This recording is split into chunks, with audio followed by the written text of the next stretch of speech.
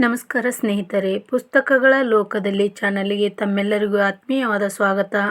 ಮೋಸದಿಂದ ಗೆದ್ದರೆ ಅದು ನಿಜವಾದ ಗೆಲುವಲ್ಲ. ಇಂದು ನಾವು ಚಿತ್ತಾರ ಹಕ್ಕಿ ಮತ್ತು ಕುತಂತ್ರಿ ನರಿಯ ಬಗ್ಗೆ ಒಂದು ಚಿಕ್ಕ ಕಥೆ ತಿಳಿದುಕೊಳ್ಳೋಣ.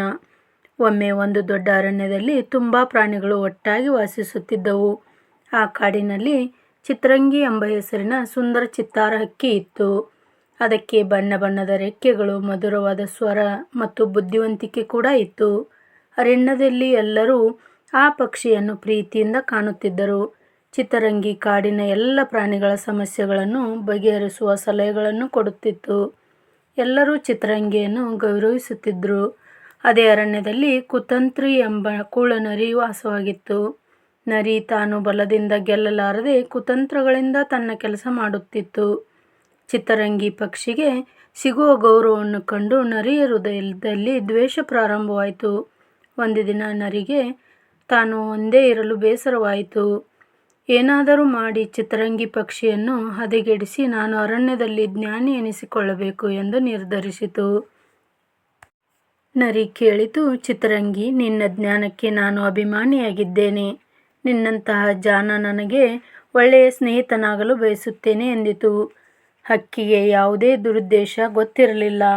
ಸ್ನೇಹದಿಂದ ಇದ್ದರೆ ನಮಗೆ ಒಳ್ಳೆಯದು ಎಂದುಕೊಂಡು ನರಿ ಜೊತೆ ಮಾತನಾಡಲು ಪ್ರಾರಂಭಿಸಿತು. ಅರಣ್ಯದ ಮಧ್ಯಭಾಗದಲ್ಲಿ ಒಂದು ದೊಡ್ಡ ಮರವಿತ್ತು ಮತ್ತು ಕೆಳಗಡೆ ಒಂದು ಗುಹೆ ಇತ್ತು. ಆ ಗುಹೆಯಲ್ಲಿ ತುಂಬ ಜೇನುಗೂಡುಗಳಿದ್ದವು.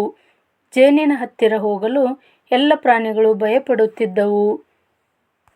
ನರಿಯ ಕಣ್ಣಿಗೆ ಆ ಜೇನು ಬಿತ್ತು. ಅದನ್ನು ಹಕ್ಕಿಯ ಮೂಲಕ ಹೇಗಾದರೂ ಮಾಡಿ ಪಡೆಯಲು ಪ್ಲಾನ್ ಹಾಕಿತು. ಚಿತ್ತರಂಗಿ, ನೀನು ತುಂಬ ಚಿಕ್ಕದಾಗಿರುವ ಹಕ್ಕಿ. ಜೇನುಗೂಡುಗಳಿಗೆ ಹಾನಿ ಮಾಡದೆ ನಿಧಾನವಾಗಿ ಒಳಗೆ ಹೋಗಿ ಜೇನು ತೆಗೆದುಕೊಂಡು ಬರಬಹುದಾ ಎಂದು ನರಿ ಹಕ್ಕಿಗೆ ಹೇಳಿತು. ನರಿ ಮೆಲ್ಲಗೆ ಮಾತನಾಡುತ್ತಾ ಸುಳ್ಳು ಹೇಳಿತು. ನಾನು ಕೇಳಿದ್ದೇನೆ, ಈ ಜೇನು ತುಂಬ ಸಿಹಿ ಮತ್ತು ಅವುಗಳು ನಿನ್ನನ್ನು ಏನೂ ಮಾಡುವುದಿಲ್ಲ ಎಂದಿತು. ಸ್ವಲ್ಪ ಜೇನನ್ನು ನನಗೆ ತಂದುಕೊಡು ಎಂದಿತು. ಚಿತ್ತರಂಗಿ ನಂಬಿಬಿಟ್ಟಿತು. ಹಕ್ಕಿ ತಕ್ಷಣ ಒಳಗೆ ಹೋಗಿ ಸ್ವಲ್ಪ ಜೇನು ತೆಗೆದುಕೊಳ್ಳಲು ಪ್ರಾರಂಭಿಸಿತು. ಆಗ ಎಲ್ಲ ಜೇನುಹುಳುಗಳು ತಕ್ಷಣ ಕೋಪಗೊಂಡು ಗುಂಪಾಗಿ ಹೊರಗೆ ಬಂದವು. ಚಿತ್ತರಂಗಿಯ ರೆಕ್ಕೆಗೆ ಹತ್ತಿದ್ದ ಜೇನನ್ನು ನೋಡಿ ಅದನ್ನು ಹೊಡೆದು ಕಚ್ಚಲು ಪ್ರಾರಂಭಿಸಿದವು. ಚಿತ್ತರಂಗಿ ಯಾವಾಗಲೂ ಜೇನುಹುಳುಗಳ ಜೊತೆ ಸ್ನೇಹದಿಂದ ಇದ್ದುದರಿಂದ ಈ ಘಟನೆ ಚಿತ್ತರಂಗಿಗೆ ನೋವಾಯಿತು. ನಾನು ತಪ್ಪು ಮಾಡಿದ್ದೇನೆ ಎಂದು ಹೇಗೋ ಪಾರಾಯಿತು. ನರಿ ದೂರದಿಂದ ನೋಡುತ್ತಾ ಖುಷಿಯಾಗಿ, ಅದೇನೂ ಆಗಿಲ್ಲ, ಬೇಗ ಇಲ್ಲಿ ನನಗೆ ಜೇನು ಕೊಡು ಎಂದಿತು. ಹಕ್ಕಿಗೆ ನರಿಯ ಮೇಲೆ ಅನುಮಾನ ಬಂದಿತು. ಹಕ್ಕಿ ಮರುದಿನ ಕಾಡಿನ ರಾಜ ಮತ್ತು ಉಳಿದ ಪ್ರಾಣಿಗಳನ್ನು ಸೇರಿಸಿ ನ್ಯಾಯ ಕೊಡುವಂತೆ ಕೇಳಿತು. ಚಿತ್ತರಂಗಿ ತನ್ನ ನೋವು ಮತ್ತು ನರಿಯ ಸುಳ್ಳನ್ನು ಎಲ್ಲ ಕಾಡಿನ ಪ್ರಾಣಿಗಳಿಗೆ ತಿಳಿಸಿತು. ಅನೇಕ ಪ್ರಾಣಿಗಳು ಮೊದಲೇ ನರಿಯ ಕುತಂತ್ರಕ್ಕೆ ಬಲಿಯಾಗಿದ್ದವು. ಆದ್ದರಿಂದ ಹಕ್ಕಿಯ ಮಾತು ನಂಬಿದವು. ರಾಜ ನರಿಯನ್ನು ಪ್ರಶ್ನಿಸಿದ, ನೀನು ಹಕ್ಕಿಯನ್ನು ಮೋಸ ಮಾಡಿ ಅಪಾಯಕ್ಕೆ ತಳ್ಳಿದೆಯಾ ಎಂದಿತು.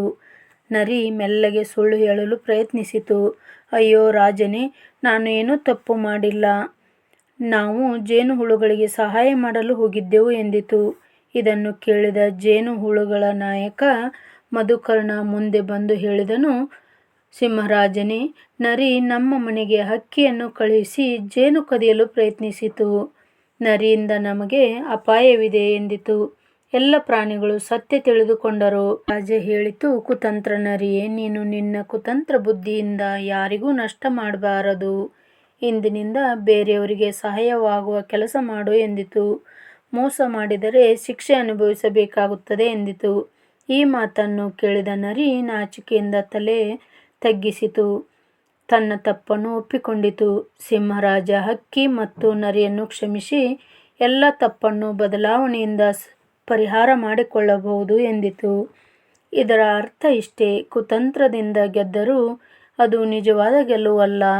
ಸತ್ಯ, ಸ್ನೇಹ ಮತ್ತು ವಿಶ್ವಾಸವೇ ದೊಡ್ಡ ಬಲ. ಆಡಿಯೋ ಕೇಳಿದ್ದಕ್ಕಾಗಿ ತುಂಬ ಹೃದಯದ ಧನ್ಯವಾದಗಳು.